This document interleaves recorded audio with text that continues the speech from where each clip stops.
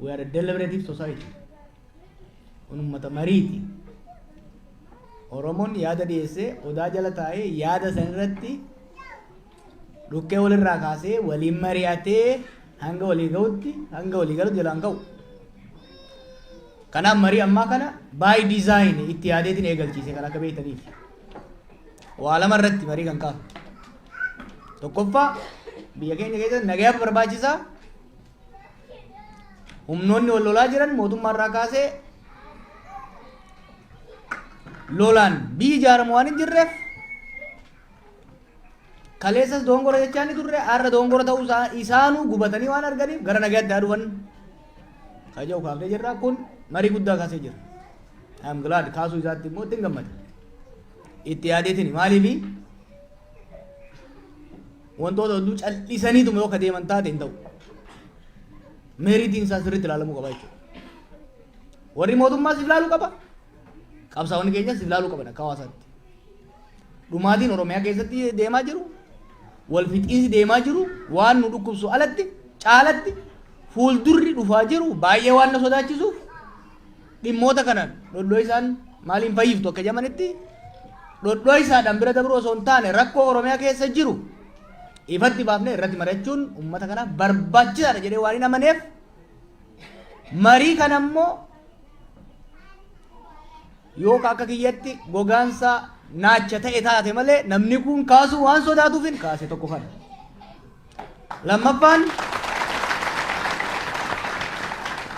Lammaffaan akeen ittiin deemnu ifaan ifa ta'uu waan qabuuf fafakkeessaa wal sobaa uummata kana sobaa deemuu hin qabnu. Kanaaf nu akka paartiitti irratti marreennee ejjennoo fudhannee ejjennoo dur qabnu kana deemnee mirkaneeffanne waan qabnu ummata kanaaf kan ta'u saba kanaaf kan fayyadu sirna federaalawaa dimokiraatawaa kan ummanni Oromoof sabaaf sablammoonni qeefiit irratti ifiin bulchan biyya immoo waliin bulchan dhaabuu qabna ka jedhu yaada dhiyeessinee jirraa jechuudha. Kana irratti hiriyoonni kiyya dhukkeen irraa kaasaa jiru. Kuni bareedaadha. Barbaadeetiin jechuudha. Now we are talking. Amma Oromoo keessatti amma Oromoon waa'ee Oromoo haasawuu eegalee jira jechuudha. Manadhaa keessa teenyee wanni ilaalaa turre Oromoon waa ofii dhiisetti waa'ee ormaa laala. Waa'ee ormaa haasaa ture. Maal nu rakkoo dhabneeti? Maal nuti rakkoo dhabneeti? Namni keenya dhumaan jiru ka dhumaatii ormaa boo'uun gaarii. Ofii boo'uu qaba namni.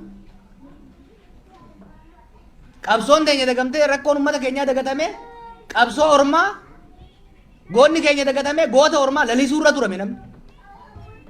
This is not acceptable. Sabni guddaan akka Oromoo dhimma isaa mari'achuu qaba. Oromoof dabartu malee nama biraatiif naannoo isaa hin dabartu. Kanaaf mariin amma godhamaa jiru, dibeetiin amma godhamaa jiru, lolli jecha amma godhamaa jiru saba kana ni fayyada malee miidhu sodaatinaa. Sirriitti dibeet goona gadi buune. Ishuuleen hedduun bayaa jiran. Kanarraa kaanee mariin amma godhamaa jiru marii constructive ta'e. Namoonni amma tokko miiraan deemanii wal kokocholuun jiraachuu danda'a. Tana daran illee keessa dabarre beektu miti baroota 2011 baroota 2001 2003 2004 dabanat faal tokko oo dargoggooyyii taate malee warri dulloomin beekna. Tana caalaa keessa dabarre qaramne keessa dabarre jechuudha. Ammallee konfiyuuna keenya keessa ni baana. Kanarraa ka'uun yaadota lamaa tokko dhiyeesseetiin waltajjii isiniif kenna. Mariin ammaa kun maalirraa ka'aa? Confusion afaan fajjiin amma uumamee waggoota lamaan sadan afran dabre kana uumamee kun maalirraa ka'e? Afaan fajjiin jira. There is a confusion waggoota afran dabre kana keessatti. Confusion santu amma mariidhaan dhooyaa bayaa jira. Confusion kun maalirraa ka'e jennee oggalaallee if duuba deebi'uu qabna. Waan qabsoon teenya keessa dabarte tokko tokkoon xiqqoo haa dabarru ilaallu. Qabsoon teenya Haayile Sillaasee irratti eegalte. Zaman Haayile Sillaasee san hoggaa Haayile Sillaaseen kufu qabsoon teenya 75 hamma 79tti confusion akkanaa kana keessa seente. Maaliif? yeroo Hayilasillaasiin dhufee lafa qonnaan bulaaf deebisu amma hoo jecha maal irratti akeeka kam irratti hedduus nu jalaa nyaatee qabsoo teenyas xiqqoof duuba deebise kanarraa ka'a as dhiibaa darguun ni kufe 91 ni dhufe 91 hoggaa dhufu gaafiilee Oromoo ijoo fakkaatan ijoo ta'an akka deebisuu fakkeesse hubadhaa darguunis lafa guutuutti hin deebine nan deebise malee haga tokko deebise 91 mallasaan dhufetti gaafii Oromiyaa jiru naannoo Oromiyaa akka dhaabattu ayyame gaafii qubee ni deebise afaan Oromoo ni deebise gaafii eenyummaa ni deebise kunis qoqqoodama fide fakkeenya tokkoon barruu tokko dur kan indoo isaan darraabs tokko warri agartan transforming Oromo movement ka jiru I think 2009 or 2010 kan hin barreesse tarsiimoo qabsoo qeerroo kan itti baafne jira barruu gara fuula 40 amma iccitiin qabu dubbisuu dandeessan barruu san keessatti wanni nan kaa'e tokko ture 91 irraa kaasee haga tarii 2010 boodatti hawaasa keenya keessa afaan fajjii fi falmiin guddaan murnummaan guddaan dagaagee deemaa ture maddi isaa maali ugaa jettan 91tti gaafiin Oromoo gamisni deebi'ee gamisni waan hafeef gamisni deebi'ee gamisni hafe fakkeenya tokkoon kenna barumsa keessatti 92 fudhadhaa sochii Oromoo Galaasaa Dilboot hoggana uf duba deebi'a 75 Taaddasaa Birruuti fuulli isaa yookiin immoo 67tti duba deebi'aati yeroo amma Taaddasaan faan dheeraa dhaqan Taaddasaan dheeraa dhaqee alagaa jalatti bulaa jirta alagaan si saamaa jira afaan keetii fi aadaa kee si ukkaamsaa jira yoo jeeni qonnaan bulaan dheeraa qonnaan bulaan Arsii fakkeenya baay'een barbaadu maaliif si soof irboo safara maaliif mana murtiitti bakka araddaatti si maabaloon dubbata 92 Galaasaa fuutanii dheeraa yoo geessitanii waan Taaddasaan jeesan yoo inni kaja'u taate ummanni hin dhaga'u maaliif Shinaabaachoo Difaambaachoon achi irgobsisoo guuraan jiran maaliif simaabiloon hin jiru afaan isaatiin kalee afaan ormaatiin dhiitama amma afaan ormaatiin dhiitamuu eegalee jechuudha nawwattu this confusion is very important gaagama crisis qabsoo Oromoo keessatti 92 irraa kaasee probably hangas 2014 qabsoon qeerroo eegalutti gaagama mooraa qabsoo Oromoo keessatti uumamteef 91 akkaataan itti mootummaan deebii Oromoo gaafii Oromootiif deebii itti kenne murteessaa ture jechuudha 2018 waggaa fudhanne ammas challenge biraa keessa qabsoon Oromoo dhiibee sirnicha kuffise amma rakkoo guddoo seenne 75 94 orma irratti qabsoofne kanan gorratti deebi'es orma sirni cunqursaa kanuma ormaati jechuudha it is an repression by the other 2018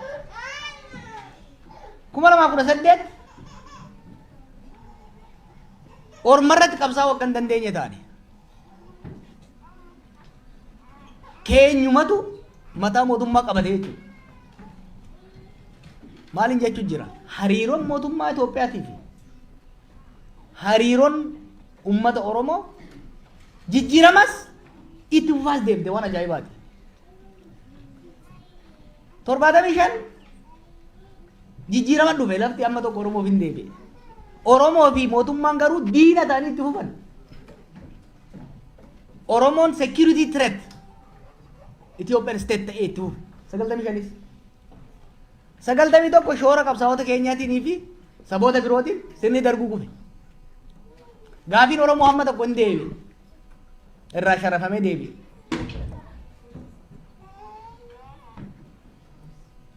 miidhamte dargaggeessa waan taatu mataa jabaa qabdi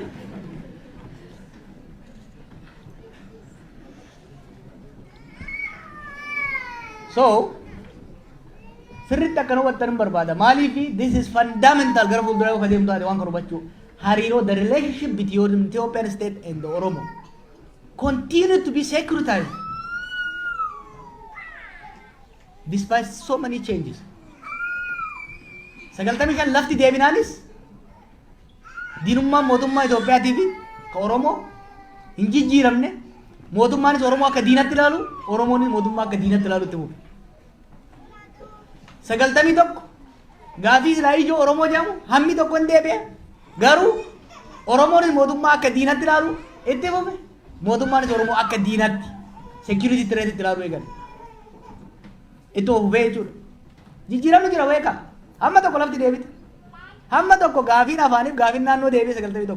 2018 orma qabsoomne orma ofirraa kaafne keenya ol baafne.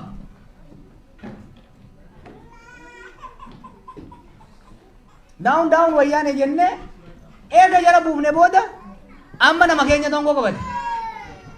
Yet hariiroon Oromootii fi mootummaa Itoophiyaa diinummaadhaan itti bu'e. Kun wanni Dr. Gammachuun jedhu rakkoon Itoophiyaa Oromoodha, rakkoon Oromoo Itoophiyaadha jedhu kanarraa ka'aa jechuudha. Kana erga ta'ee gara fuulduraa naanna'u irratti waan kana sirriitti hubatanii fireem gochuun barbaachisaadha.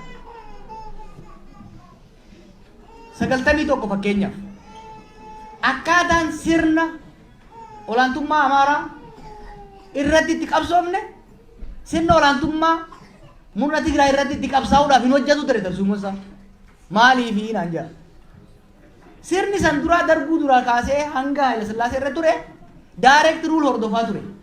Ormatu qe'eerra dhufee ummata bulchaa ture. Direct rule ture. More French style ture.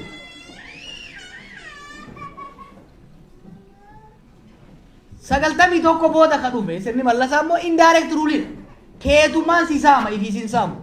Sirni Haile Sillaasee directly qabalee ramma gandatti sirna gad diriirsee extractive exercise hojjeta ture resource buqqaasuudhaaf.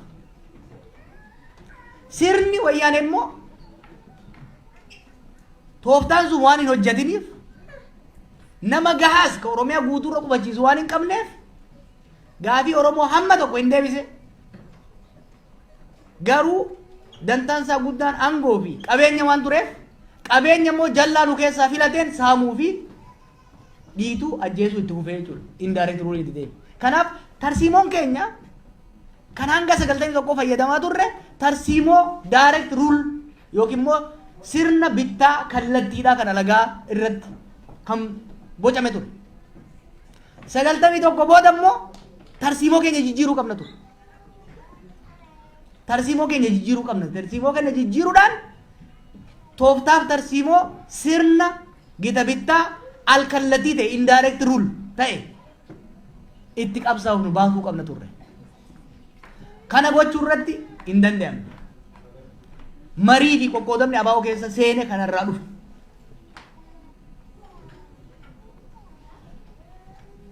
Fast forward to 2018. Laaftuutti hin ilaalina. Akkaataa sirna amma dura sirni amma immoo fundamentaalii jijjiirama guddaa jira. Hubadhaa isin jee hiriiroon mootummaa Itoophiyaatii fi the state Ethiopian state fi Oromoo diinummaa irraa hin jijjiiramne.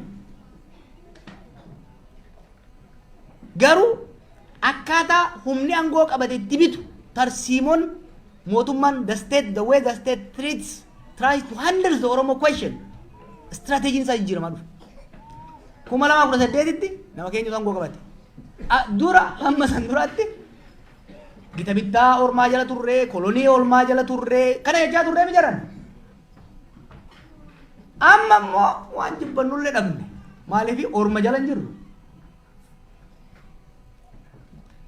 We must understand kana sirriitti hubachuun barbaachisaadha. Gara fuulduraa deemnee yoo jennu taate dubbiin 2018 booda hariiroon sirnichaatii fi uummataa diinummaa ta'ee itti fufus tooftaaf tarsiimoon sirnichi ittiin deemu kan sirnoota amma duraatirraa adda ta'uu hubatuun barbaachisaadha. Takka jeen irraa bu'a. 75 sirni darguu gaafii lafaa deebise. Gaafii belbeltuu yeroo sanii gaafii lafaa turte deebise. Gaafii belbeltuu gaafii lafaa turte deebise. Eega gaafii belbeltuu deebise maaliif Oromoo wajjin diina ta'e itti fufe? Maaliifi sababni isaa Oromoon gaafii paakeejii ta'e qaba. Gaafii sadii jenneera amma dura. Abbaa biyyummaa jalatti kan deebitu. Eenyummaa ofii kabachiisu. Qeefii irratti qabeenya ofii irratti abbaa ta'u. Mootummaa isaa ta'uun filachuu. Mootummoonni dhufaa dabraan garuu kana keessa takkuma qofa. Takka irraa nusa ishii fuudhanii deebisaa deeman. Kanaaf Oromoon gaafii deebite sanii hin gammadaa hin dammaqa. Taafte sanii immoo qabsoo isaa itti fufa. Qabsoo isaa itti fufuun sun immoo mootummaa san ni darara. Kanaaf hariiroon diinummaa. The securitization of the relationship between Oromo and the Ethiopian state continued. Kumala sagaltamii tokkotti gaafii ijoo Oromoon yeroo san ittiin socho'aa ture warra dura turtallee beeytanii gaafii Oromiyaa dhaabuu gaafii afaan ofiitiin barachuu ni deebise. Garuu gaafii guddicha tokko hin deebifne. Maaliif? Oromoon Oromiyaa dhaabbachuu barbaadeera. Afaan ofiitiin barachuu aadaa fi guddifachuu barbaadeera. Garuu waan tokko barbaadeera san caalaa. Oromiyaa fi irratti ifiin bulchuu barbaade. Afaan fi aadaa ofii ifiif guddifachuu barbaade. Kana gochuudhaaf immoo mootummaa ofii qabaachuu qaba ture. Mootummaa ofii filate. Sirnichi immoo hamma tokko irraa kennee mootummaa kennuufi dide. Kanaaf hariiroon diinummaatti fufe. The way the state functions is very interesting. State only yang kun afaan Oromoo waan hin jirree fi mootummaa illee miti government miti state. 2018 gaafiin guddaan nuti oofaa turre sirni alagaa kufuu qaba. Sirni Oromoo dhufuu qaba jennee deemne. Inuma dhufe. Nama Oromoo aangoorra nu kaa'e sirnichi. Sirna Oromoo garuu ijaaruu hin dandeenye. Maaliif Oromoon kan gaafate ormi akka nurraa ba'u barbaanne irra garuu nama nu barbaanne nama nu filanne sirna nu filanne kan nu bulchu barbaanne sirnichi abbaa irree nu kenne jechuudha. So unfortunately hariiroon mootummaa Itoophiyaatii fi ummaticha jidduu jiru hariiroo diinummaa ta'ee itti fufe. Kana sirriitti hubatanii deemuun barbaachisaadha. Akkamitti haa deemu? Bakki irraa ka'uu qabnu tooftaaf tarsiimoon mootummaa Itoophiyaa Ethiopian state jijjiiramuusaa akka duritti alagaa irratti orma irratti qabsaa akka hin jirre keenyuma irratti akka kalee agaaziin hin jiru sirni darbuu hin jiru amma kan jiru keenyumatu keenyaan wal lola jechuudha. Kun nama baay'eedhaaf liqanfamuu diiduu danda'a miti. The state has reinvented again using our own men and women. Haala kana keessatti fuuldura Oromoo yoo carefully deemuu baanne waggaa 20 wayi qisaasne jijjiirama sirna darbuutirraa gara wayyaanee dhufe san sirritti hubannee tarsiimoo jijjiirama saniin madaalu baafnee deemuu dadhabuu keenyan gara waggoota 20 wayi qisaas boodarra kana hubannee tarsiimoo saniin gitu keessaa tokko ni yaadattan. Tarsiimoo saniin gitu keessaa tokko qabsicha gara magaalaa galchuu, qabsicha gara lafaa fi risoorsiidhaan wal qabatu